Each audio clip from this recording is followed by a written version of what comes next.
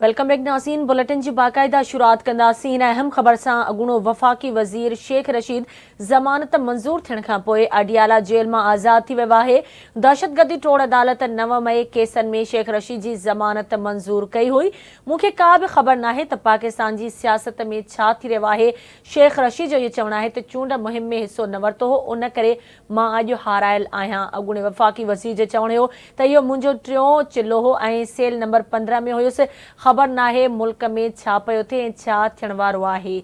अहम ख़बर नासी नवां खे ॾियूं पिया। अगूणो वफ़ाक़ी वज़ीर शेख रशीद ज़मानत मंज़ूर थियण खां पोइ अडियाला जेल मां आज़ाद थी वियो।